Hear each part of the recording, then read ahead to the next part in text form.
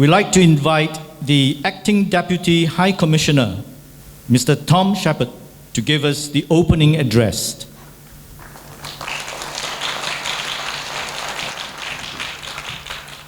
Thank you, MC.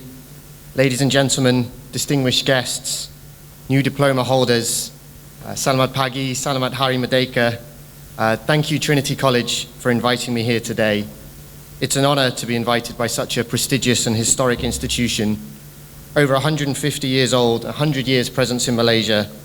It's another example of the fantastic global offer on education we in the UK are so proud of. It's a particular honor for me to be here to meet such a talented group of young people and to share in this wonderful celebration. My main message is simply congratulations.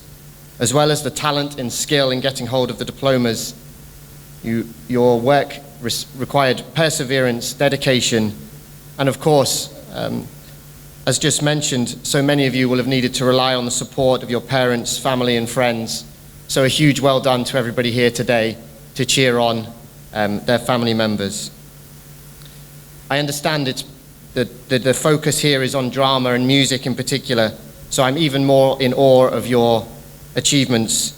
Years ago, I spent a fruitless 6 months trying to learn guitar before accepting it would take too much effort to overcome my lack of talent. So I'm really, really impressed that you've come here today. I unfortunately had to abandon my dreams of becoming a rock star and become a diplomat instead. The only thing I've kept is the long hair, but that's starting to leave me as well, unfortunately. When Mr. Eugene Lim asked me to say a few words, he suggested I try and impart some life knowledge or share inspiring stories, which is a very difficult assignment. I've been a diplomat for over 15 years now. I've worked across the Middle East, Afghanistan, now in Malaysia. I've worked on peace processes and peace negotiations. 20 years ago, when I was the age of many of you, I think maybe 30 years for some of you, looking at how young some of our diploma holders are, I didn't think I would have believed it. So what have I learned? What can I say that might be useful for all of you as you look at your careers ahead? I think being a diplomat does give you some unique insights. So I will try and share three briefly, if I may. The first one is to be open and to be curious. It's a really obvious thing for a diplomat to say. My job is to talk to people and find compromises. It conditions you to try and see things from other people's perspectives and to avoid making judgments. And when you meet somebody whose life experience is so far from your own, it can be very challenging. In a previous job, I spent a lot of time with Syrians who had been fighting against the Assad regime in Syria. They led ordinary lives and been thrust into a horrible war. They'd lost loved ones. They were very defensive. They were very conservative. They were very distrustful. But it was some of the most rewarding work I've ever done to try and find common ground and learn from each other's cultures and experiences.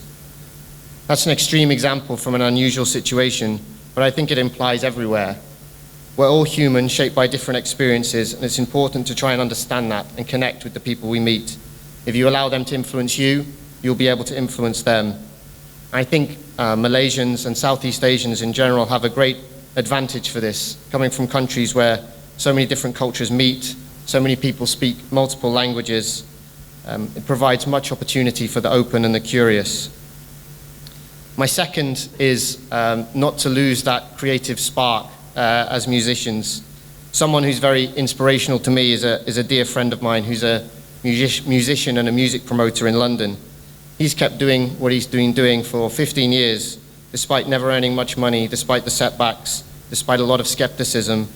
And he's become a very influential person in the London music scene. He's helped a lot of new bands, he's helped a lot of musicians, and he's helped provide space for people to share their music. You can search Chaos Theory Music later if you're interested.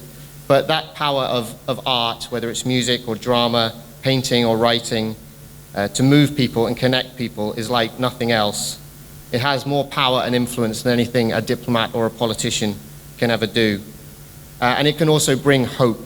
I've seen it when musicians have come together under some of the most authoritarian regimes in the world to share their hopes and aspirations and get respite from the awful situations they find themselves in. It might not pay everyone's bills very often, but it's something that everyone should value and cherish. because arguably it's even more important. My third thing, and then I promise I will finish, is don't give up. I mean, it's probably the most stereotypical thing it's possible to say at a speech like this, but it's very important. I mean, I suppose all of you don't need to be told because you've just persevered and got an incredible achievement.